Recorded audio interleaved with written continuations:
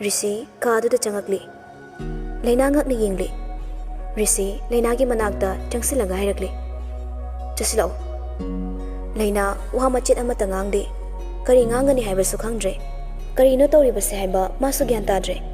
Pamel galak laga mafamduda ma Risina karamna leiramlibano haibasu khangdre. Risi amukasu hairakli.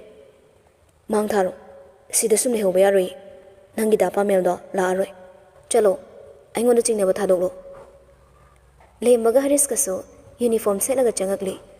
Matungdana makhoi galak minabasingduso yauragli. Laina madu ubada henangakli. Lembaga Haris kana police ki uniform setlaga changakpaduda gyan manglingai amu hena mangli. Laina adum Risigi matung inaduna lakli. Kemta haidre. Risigi garida anidu lakminai. Risi wakhalda khalli. Sumai chatpagase nungaine. Aigi nakan sidaga famladi amuk hena nungaidongni. Adogi matam sulakinida. Risi mingseldagi maningi sitta famlibi Lainada tumin yingli. Laina magi phone puthoklaga kanna meli. Pisumani do suklaga. Pameldani mana call torido. Adobo supa hepai kidre. Chak yaudabagi masadu kainom torakli. Pambu fawasilakli yang warakli. Gari thobagi no maduga Laina gyan mangkhre. Risi di madu khangde. Gari thaubanina ma adum thauduna chali. Sum thorambadagi misil da yingakpani. Ure Laina na gyan mangduna leiribado. Gari thoribado chaplepi. Aduga kumtharaktuna Laina bu kauri. Bem. Risi ising bottle ama lauthoklaga magi handkerchief tuda ising hajinlaga humang na pululuplaba Lainagi mamaido taithopirakli. Risi Lainagi soryingli. Tapna yam wana sangna holi. Gyan pura mangbadi natri. Risi garida mo kakhalaga mayum dadi yong na bahaina kana thorakli. Pung mari tare Risi na mayum yorakpado. Laina bu thangnaga Riana gi katam na purakli. Riana ngak nairagli. Tatuan Laina ki dorage. Risi Laina bu Riana gi famungda tamna thamli. Abimsa ima hoy itay mo hoydi. Riana pakhan hairagli. Leye. Se makhud masase amukta tapna paibiyo. Riana Risina hairido tawri. Abensa hodokpa yardi hodo. Aduga thuna puk thanaba kainom piso. Risi madu hairamlaga thokre. Magi kada kana-kanadano call wari sane. Bye, pamel haidudi masa khangi. Makoina mafam adu thadokrido yam pangbugini. Risina moshi yam singna tawine. Lainado gyan lakle. Riana na so kay no khara pijakre. Laina kay sutawdre. Adubu ma makukdi khara ngauri. Nganthoina. Nang bukai chatloino. Laina na haidringai Risi sanglakpa na hale. Risi na phagi tawraga hairakli. Mina wangang naringai duda. Jelase nasana yarabo. Laina pakhalakli. Riana do onsilaga. Riana nang himta thinbiyo. Nganthoina. Masidi ba angang sikire. Nabung na phagi tawrini se. Ina malay sidi kaisu tawroida. Laina na. Hause pung kya tarage. Risina. Namidang tare. Pung nipan. Riana na. Tatuan. Chalo ada. Karino. Nganthoina. Atomba. Angang nakina ba thabayam tawida. Abemsa puraga chatminor chalo. Thimbiruro. Angang se thenga di nungai roi. Risina. Khangida iso. Abimsa lawati lagi. Ay suhari soida sat kadawani. Laina hana fanchong tay pamungdudagi. Laina na. Inama chalo khige. Riana law. Nganthoy nok dingde Laina gi pakhatchabado ubada. Riana na. Hoi he nang ni nang masuk kaisu faroi. Laina na. As law he. Asumna pung manga ta dringe Risina Laina bo mayum yohali. Mamli di tawraklaba matamni. Pura mambadi oidre. Laina gate kumduna hairakli. Riana changusira. Risina. Haidi kaisida. Laina na. Nangonda haidi. Risina. Ya, masi yengone. Ngasai ke tumina leisilaga mayum yorakanda kibaga khangdrene. Riana na. Laina kona lagi. Nang sasango. Aishu salagi ko. Bye bye. Hoi, bye. Laina changkibaga ꯔꯤꯁꯤ ꯒꯥꯔꯤ start ꯇꯧꯗꯨꯅ ꯊꯧꯈ꯭ꯔꯦ꯫ ꯅꯨꯃꯤꯗꯥꯡꯁꯨ ꯂꯩꯅꯥ ꯄꯥꯃꯦꯜꯗ ꯍꯟꯖꯤꯟ call ꯀꯌꯥꯔꯛ ꯇꯧꯖꯩ, ꯑꯗꯨꯕꯨ ꯑꯃꯨꯛꯇ ꯐꯥꯎ ꯄꯥꯏꯈꯠꯄꯤꯔꯛꯇ꯭ꯔꯦ꯫ ꯂꯩꯅꯥ ꯃꯄꯨꯛꯅꯤꯡꯗ ꯄꯥꯃꯦꯜꯕꯨ ꯋꯥꯔꯧꯔꯛꯂꯤ꯫ ꯉꯁꯤ ꯃꯍꯥꯛꯅ ꯇꯧꯔꯤꯕꯗꯨ ꯀꯔꯤꯅꯣ ꯍꯥꯏꯅ ꯍꯪꯕ ꯅꯠꯇꯅ ꯀꯔꯤꯁꯨ ꯇꯧꯕ ꯉꯝꯗ꯭ꯔꯦ꯫ ꯋꯥꯍꯪꯗꯨꯒꯤ ꯄꯥꯎꯈꯨꯝꯁꯨ ꯐꯪꯗꯦ꯫ ꯔꯤꯁꯤꯁꯨ ꯂꯩꯅꯥꯗ ꯀꯣꯜ ꯇꯧꯗ꯭ꯔꯦ, ꯃꯦꯁꯦꯖꯁꯨ ꯊꯥꯗ꯭ꯔꯦ꯫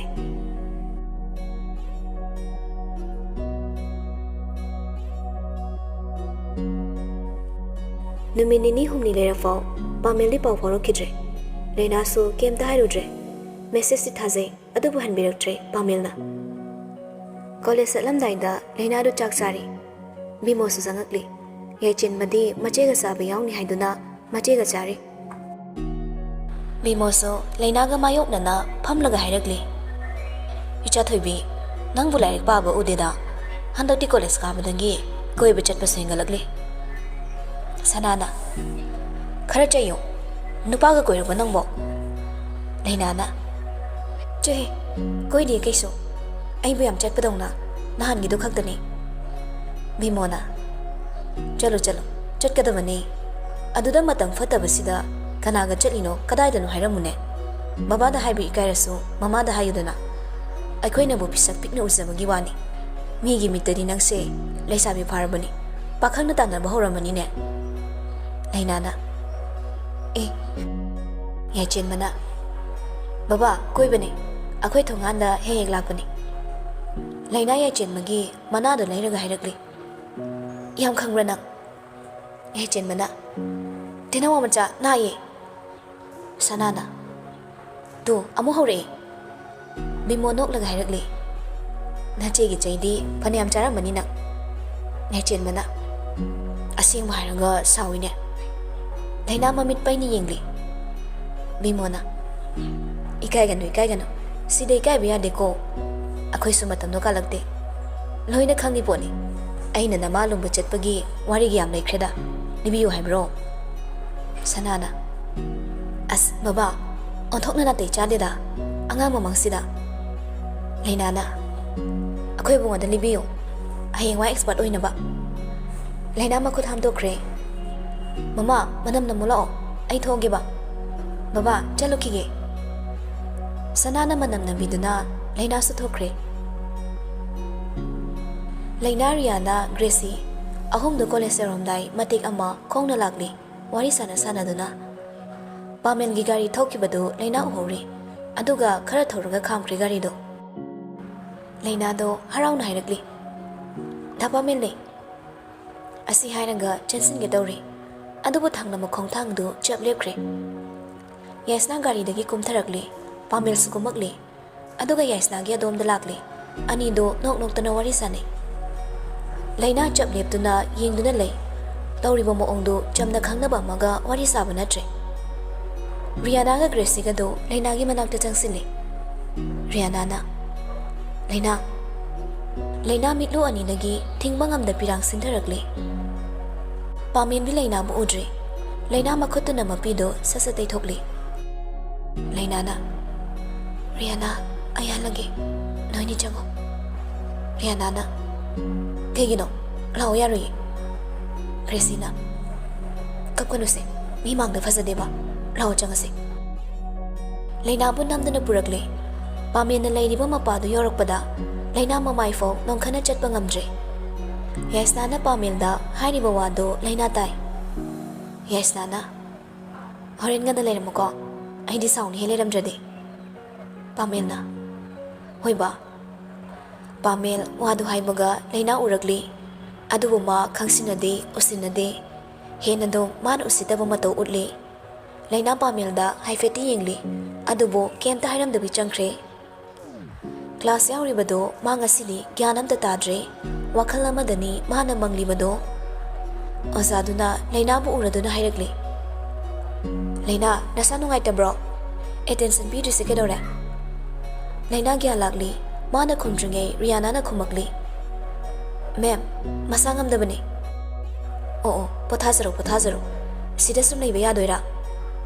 ꯂꯩꯅꯥꯅ, "ꯃꯦꯝ, ꯑꯩ ꯃꯄꯥꯟ ꯂꯩꯔꯨꯒꯦ." "ꯆꯠꯂꯣ ꯆꯠꯂꯣ." ꯂꯩꯅꯥ ꯍꯧꯒꯠꯇꯨꯅ ꯊꯣꯛꯈ꯭ꯔꯦ꯫ ꯔꯤꯌꯥꯅꯥꯅꯁꯨ, "ꯃꯦꯝ, ꯑꯩꯁꯨ ꯃꯥꯒ ꯂꯩꯃꯤꯟꯅꯔꯨꯒꯦ ꯃꯊꯟꯇ ꯅꯨꯡꯉꯥꯏꯔꯔꯣꯏꯌꯦ ꯆꯠꯂꯣ ꯆꯠꯂꯣ ꯑꯅꯤꯗꯣ ꯊꯣꯔꯛꯂꯦ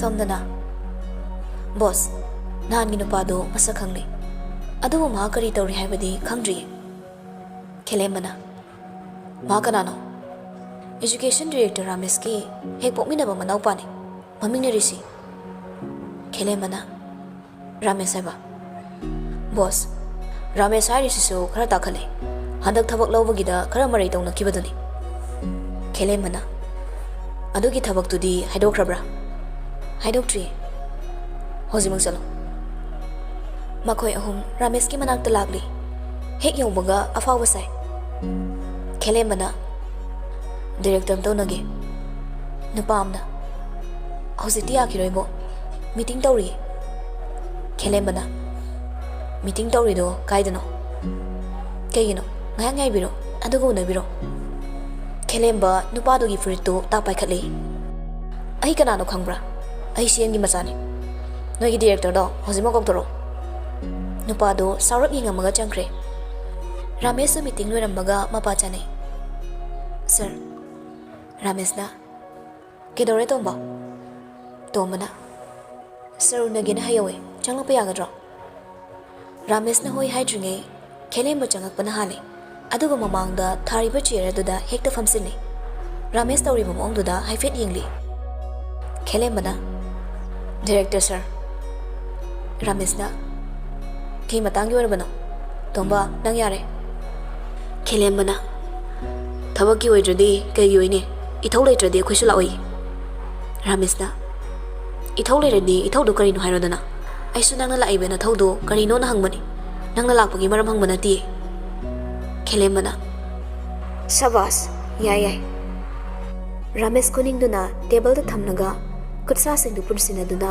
खदांगदा थमलगा खेलेमबदा येंगदुना लै खेलेमबना हंदा ओजा लौबगी थबकतुदा आइगी मी अनि सोइदनबा डायरेक्टरना सिनबिबा तारे रामेश तपना दम हाइरकले सिदी मेरिट खनगनी करप्शन यावदबा ओजा हाइबसिदी अफबा सात्र पुथोकदौरिबनी खेलेमबना यानब सिलदी याबनी कया थमजरमुगे सिल याम पाइब्रो कयाम पाइगे अपामदा हायोने पीगे सोइबा सोइरे हाइरदी नंगना तौ हाइबा लोइना तौगेने रामेश नोफे तौरकली अदुगुम डायरेक्टर दो आइदि नतब आइना मफमसिदा फमनिखै आइंगोंदा सेलगी वापसलकनो नंगे अंगांगदो मसाना फबो ओइरमनदी अदुम खंजरकनी कैसु वाबिरुनुदा खेलेमबना सकमाय खरा खरा यिंगनसिदा थबक खनबगा नंगी सक यिंगबगा करी मरी लेनरगे खेलेमबा लाखलगली डायरेक्टर मी मसखंग सेल नत्रो मयामना तानरिसे सेल पीगे नुंगाइना लेजो हाइबनिने रामेश ने सावते तमना दम हाइरकली अहिगी ओइनदी मफम से लाइसंगनी अमकपम त थमलोय सेंगलबा मंदिर सिदा चंगलक्तुना मांगथोके खनगनो मदु खक यारोय यारे लेंबिरो ओइरोइदबा वादा मतम मांगदुना लेबा कानदी फै फै नंग येंग हाइगलिबा नंगक्तो कयाम कुइन हाइगतके येंगे असी हाइरगा साउना थोखरे चेयरगदो मखोल थोकना मखोना कावरमने रामेश ते थौसादे file सिंगदो येंगदुना लेहौरे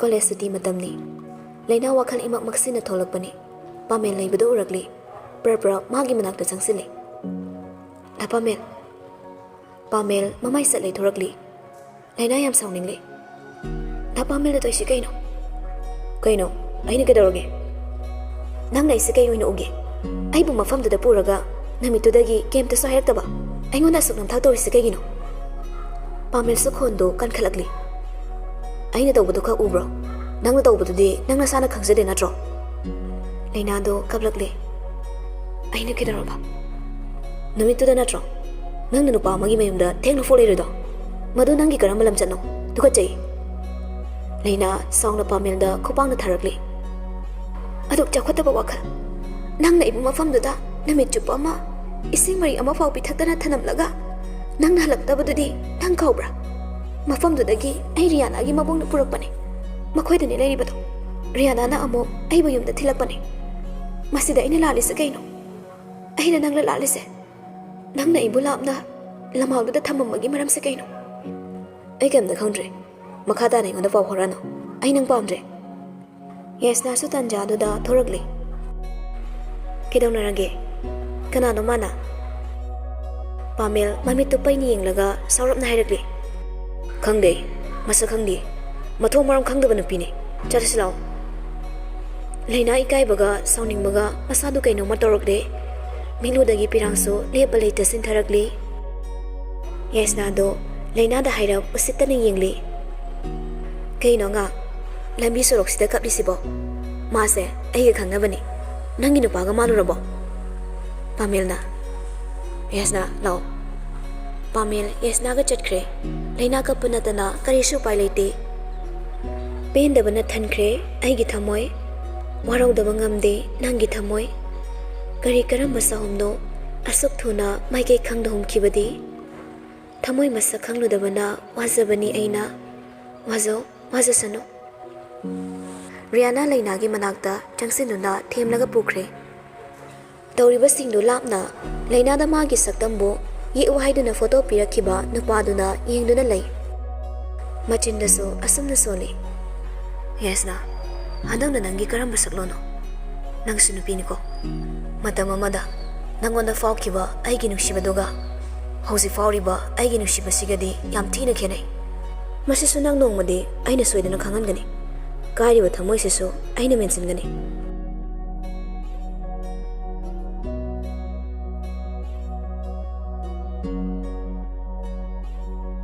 Ayuki pung tare tare. Gracie hausi phawba tumba hawatre. Mol manaktagi phone do ring khingagli.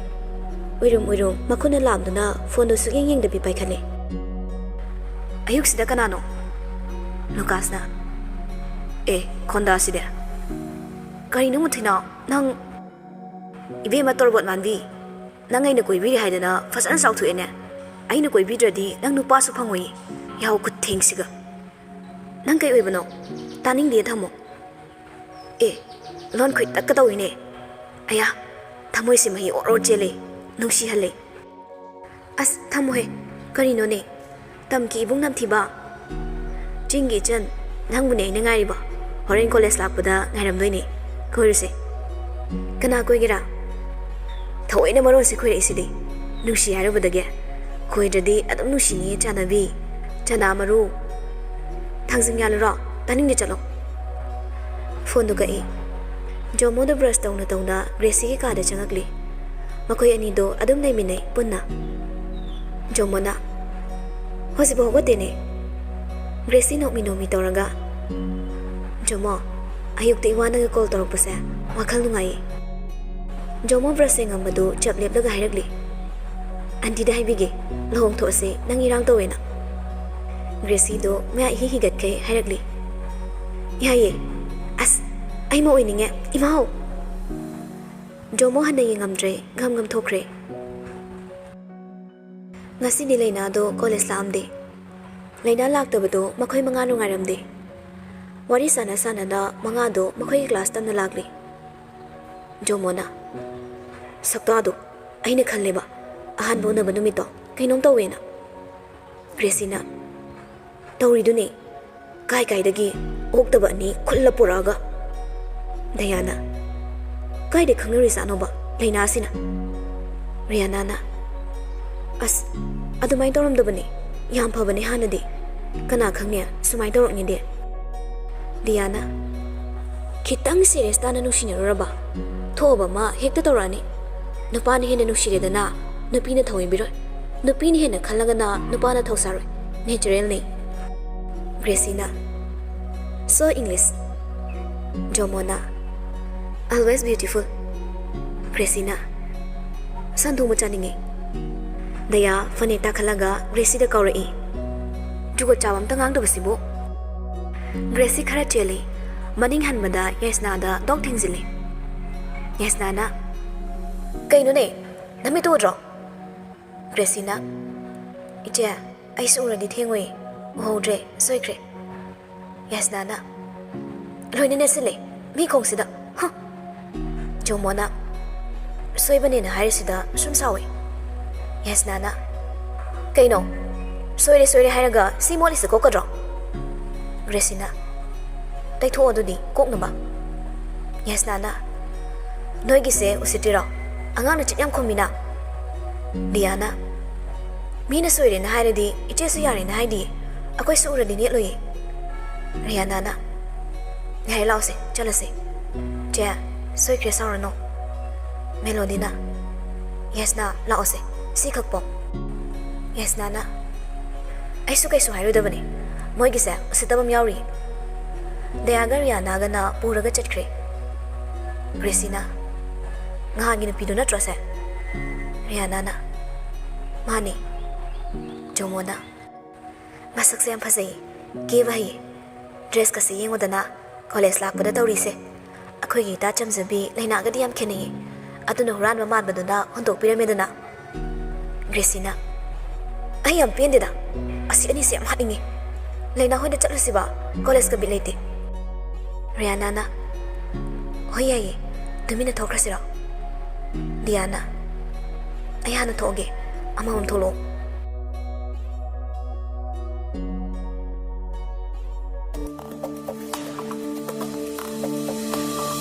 Thank you.